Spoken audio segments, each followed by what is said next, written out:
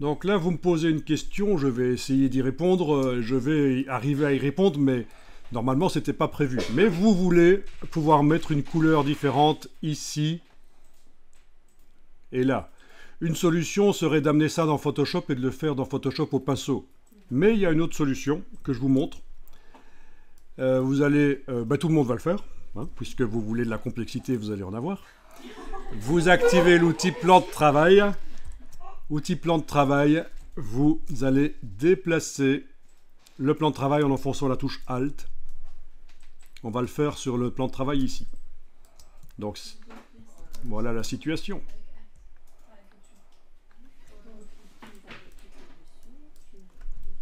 Ensuite, vous sélectionnez votre objet.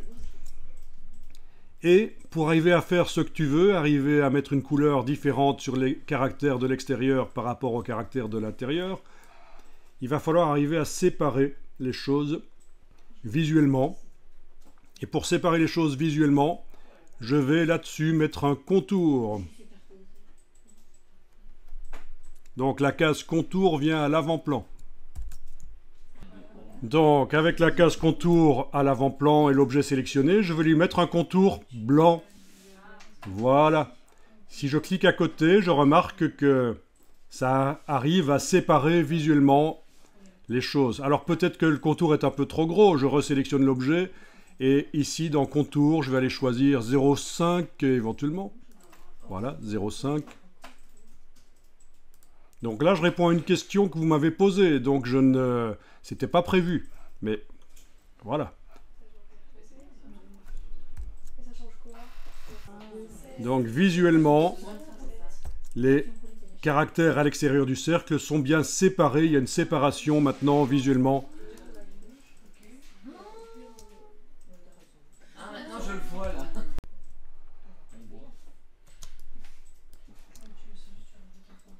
Enregistrer le document.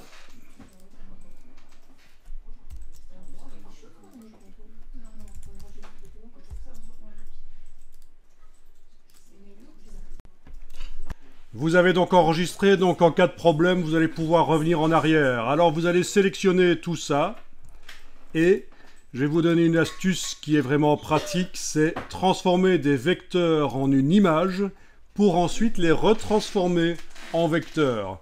Donc on va tester ça. Vous allez dans le menu Objet et vous demandez Pixeliser, c'est-à-dire transformer en pixels.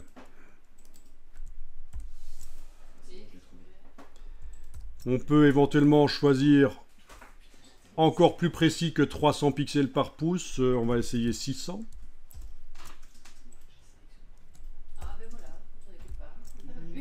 Ok. Et voilà. C'est une image.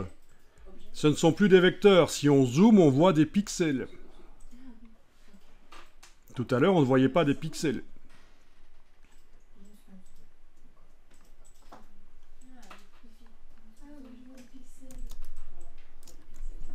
Ensuite, on va vectoriser ça. Et du coup, vous voyez comment on peut transformer un logo pixel, un pictogramme. Vous allez voir comment on peut transformer un pictogramme en vecteur. C'est le même principe que ce qu'on va voir maintenant, sauf que là, l'image pixel, on l'a créée dans Illustrator, mais l'image d'un pictogramme, vous l'aurez sur le web, par exemple. Par exemple, si je vais dans... Bing.com, ne le faites pas, je vous montre. Bing.com, je tape ici phone vintage, par exemple. Je vais dans la partie images. Je vais activer les filtres. Je vais demander une licence avec des images que j'ai le droit d'utiliser, par exemple du domaine public ou du Creative Commons. Je vais demander ici type image clipart, couleur noire, et il est probable que je vais tomber sur des images, mais il se trouve qu'ici c'est du SVG, donc c'est directement des vecteurs. Si j'arrive à récupérer les vecteurs, je les ouvre dans Illustrator, c'est directement des vecteurs, mais ce ne sera pas toujours des vecteurs. Parfois, ce sera des pixels. Voilà. Donc là, vous avez vu, j'ai cliqué sur une icône qui m'intéresse, ou celle-là, peu importe. Je clique sur afficher l'image. C'est une image de type PNG, donc c'est des pixels. En anglais, on appelle ça le format PNG, Portable Network Graphics. C'est très vieux. En web, c'est fort utilisé, vous devez connaître ça. C'est la manière de faire des sites web avec des images sans perte de qualité. Donc c'est mieux que le JPEG. Et j'enregistre l'image sous. Et je vais l'enregistrer. Voilà. Et cette image-là, je pourrais la transformer en vecteur. Vous allez pouvoir tester ça par la suite. Donc ce qu'on va voir là dans Illustrator, la transformation de cette image en vecteur, ce sera le même principe que ce que j'utiliserai pour transformer en vecteur cette image pixel. C'est vraiment une image pixel. Très précise, mais c'est une image pixel. Alors, on va dans le menu Fenêtre, Vectorisation de l'image. On a bien sûr l'objet sélectionné. L'image doit être sélectionnée, sinon ça ne marchera pas. Menu Fenêtre, Vectorisation de l'image.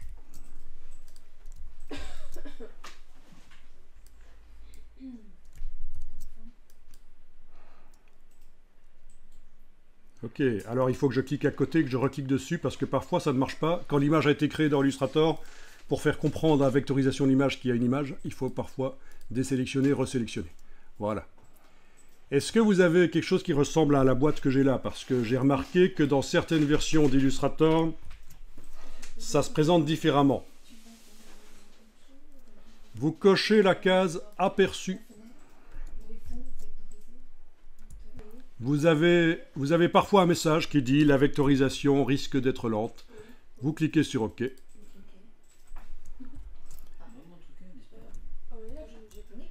Mode noir et blanc, vous l'avez. Seuil, vous êtes à 128. OK. Si vous avez une partie du logo qui disparaît, essayez de jouer sur le seuil. Je ne vois pas trop pourquoi. Ah si, je vois pourquoi. C'est parce que vous avez certains ont mis des dégradés.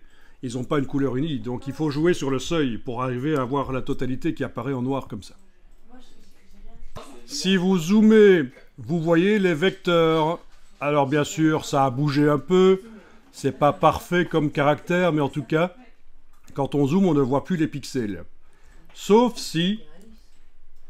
Ici, sur l'œil, vous appuyez. Pourquoi je parle comme Maître Yoda?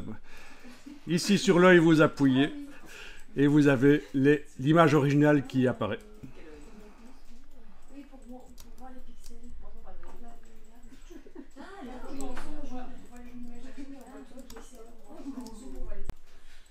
Donc, en zoomant, c'est vrai qu'on peut remarquer que le curseur seuil peut servir à influencer un peu le résultat, oui. Voilà, je ne sais pas si vous voyez, je suis en train de jouer sur le curseur seuil et ça influence un peu le résultat. On a aussi dans les paramètres avancés les angles. Alors ça pourrait peut-être aider. Voilà, si je mets les angles au minimum, j'ai de l'arrondi. Ah, pourquoi pas, ça peut être bien. Si je mets les angles plus élevés, je vais avoir quelque chose de plus carré. À choisir, à voir. Mais je vais le mettre plus bas, tiens. Voilà. C'est dans les paramètres avancés. Alors je sais qu'il y a certaines boîtes de vectorisation qui, dans certains Illustrator, apparaissent différemment. Mais vous allez finir par trouver...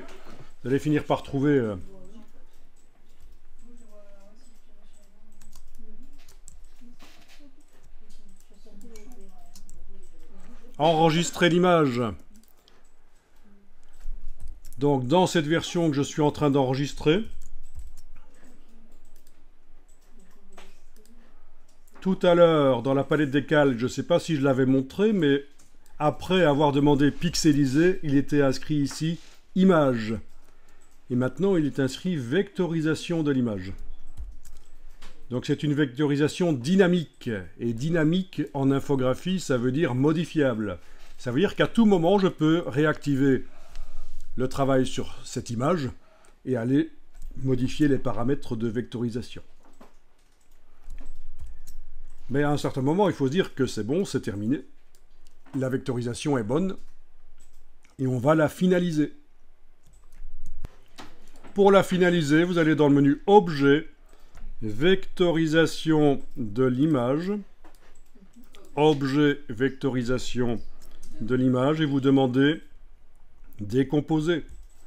Décomposer, dans Illustrator, ça veut dire qu'on part d'un système qui est modifiable pour le rendre moins modifiable. C'est-à-dire que la vectorisation, vous allez voir le panneau vectorisation, dès que je vais demander décomposer, dès que je vais enclencher la fonction là, il va devenir tout grisé.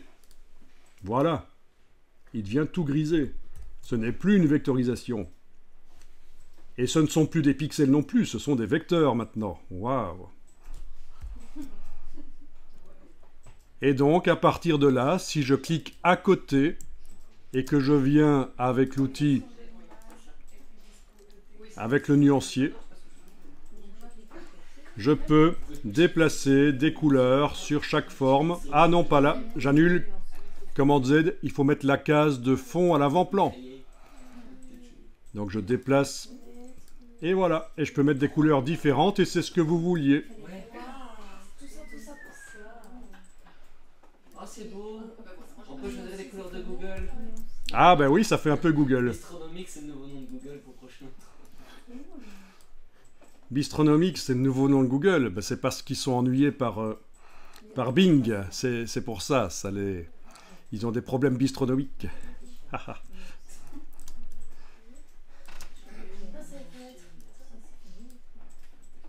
Voilà.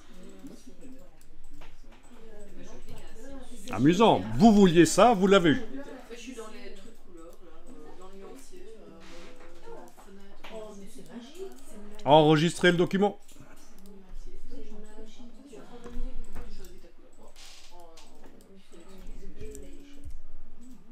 Mais vous avez vu, c'est pas évident. Si vous aviez dû le trouver par vous-même, c'était pas évident à faire. Oui, donc c'est glisser la couleur sur le caractère en ayant la case de fond à l'avant-plan, sinon ça met une couleur sur le contour. Vous avez aussi la possibilité donc de prendre la flèche blanche plus, de sélectionner plusieurs lettres, voilà, clic, majuscule, clic, et en ayant donc le fond à l'avant-plan, vous mettez ce que vous voulez comme couleur. Je vais mettre cette couleur, je vais mettre du noir, voilà. Alors, petite astuce, quand vous faites du graphisme, il faut absolument que dans l'illustration, dans le graphisme, il y ait...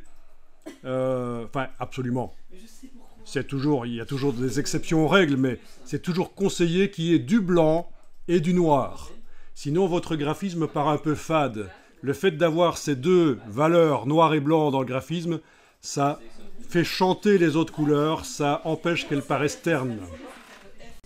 Si vous avez fait quelque chose que vous jugez moche, peut-être que vous avez fait sans le savoir du anti-design. Alors le anti-design, je vous montre, c'est un courant dans le graphisme. L'anti-design, c'est un courant dans le graphisme qui consiste à passer outre des règles. Et c'est pour ça que vous arrivez à des posters comme ceci. Expressément, c'est fait exprès, des posters qui cassent les règles du design. Voilà. Donc, mais il vaut mieux que ce soit fait par des gens qui quand même connaissent le graphisme et voilà, l'anti-design.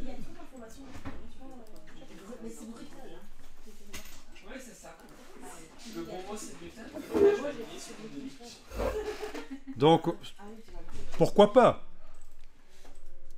Maintenant, après ce que je viens de vous dire, vous savez que quand vous voyez des choses un peu bizarres au niveau de la mise en page, qui vous paraissent un peu entre guillemets moches, c'est peut-être fait exprès justement pour un peu sortir de la dictature de l'esthétique et du beau. Et généralement, c'est pour des choses artistiques que ça se fait. Il faut quand même que ça reste lisible, c'est un minimum, mais voilà. Très intéressant. L'anti-design. On ne fait pas des choses habituelles qu'on voit habituellement.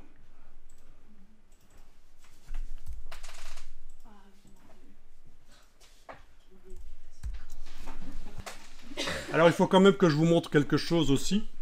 Si je tape ici 60 millions de graphistes. Ah, mais c'est fait exprès, c'est la référence à 60 millions d'amis, évidemment. Alors il faut que j'arrive à trouver le lien. Évidemment, si je tape graphite, je vais tomber sur des sites qui parlent de pierre.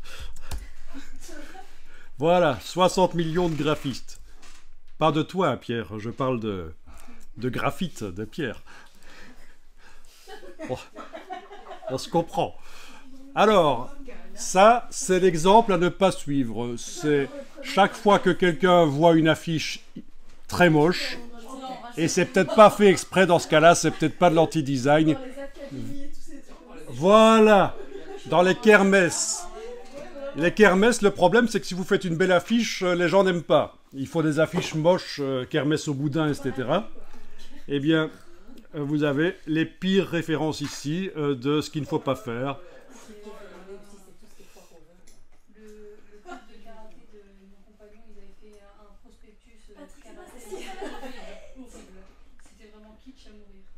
Mais plus c'est kitsch, plus c'est drôle. Ah non, mais c'était vraiment. Mais c'est pas fait exprès. C'était censé rapporter des gens. Là, ça fait. Voilà. C'est extrêmement moche. Et est-ce que c'est fait exprès? Je ne pense pas. Mais le problème, c'est que les gens sont tellement habitués à voir du moche comme ça, quand on leur fait une belle affiche, ça ne marche pas, ça passe pas. Alors ici, je vous ai tapé Pinterest Poster Design, parce qu'il y a des gens sur Pinterest qui récoltent les meilleurs posters. Et là, vous avez une chance de tomber, si vous êtes dans les résultats tous, donc pas les images dans Google, vous voyez sur Pinterest 730 idées de posters, etc. 900 idées de posters en 2023 sur Pinterest. Donc tout ça, c'est très intéressant. Pinterest vous montre des posters qui, eux, sont corrects au niveau de la mise en page. Et alors, ce qui est frappant par rapport aux 60 millions de graphistes qu'on a vus avant, c'est le vide. Il faut faire du vide. Alors, du vide, ça ne veut pas dire nécessairement le blanc du papier, mais par exemple ici, pour ce poster, il y a pas mal de vide. Ici aussi, il y a pas mal de vide, vous voyez. Pas mal de vide sur le poster là. Parce que c'est...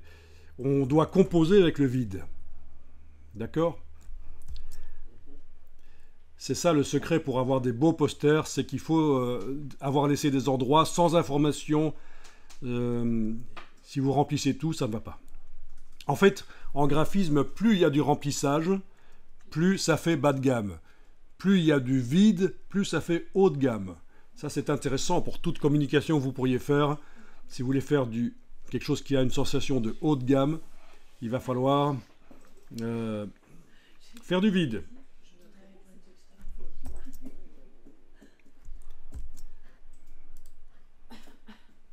Bon, ici, on est plutôt dans le anti-design, dans ce Pinterest-là. Oui, on est dans le anti-design, donc lui, il aime bien le anti-design. Je ne sais pas qui c'est, mais je suis allé voir ça, et voilà. Le anti-design ici. Pourquoi pas? C'est aussi un genre. Si on veut faire moderne, des couleurs acidulées comme ça, pourquoi pas? Et vous voyez que là, il n'y a même pas du blanc et du noir. Je vous avais donné conseil pour que ça n'ait pas l'air trop fade de mettre du blanc et du noir, mais il y en a certains qui n'en mettent pas. Et alors en soi, ce qu'il faut, une belle publication, un beau livre, une belle brochure, un beau poster. Il faut que ça devienne un objet en soi. Il faut que ce soit un objet graphique. C'est pas quelque chose qui va montrer une photo, qui va montrer la réalité, mais en soi, le graphisme devient un objet qu'on a envie de mettre au mur, par exemple. Donc ça, c'est le secret aussi, c'est qu'il faut que ça devienne quelque chose qu'on a envie de mettre au mur.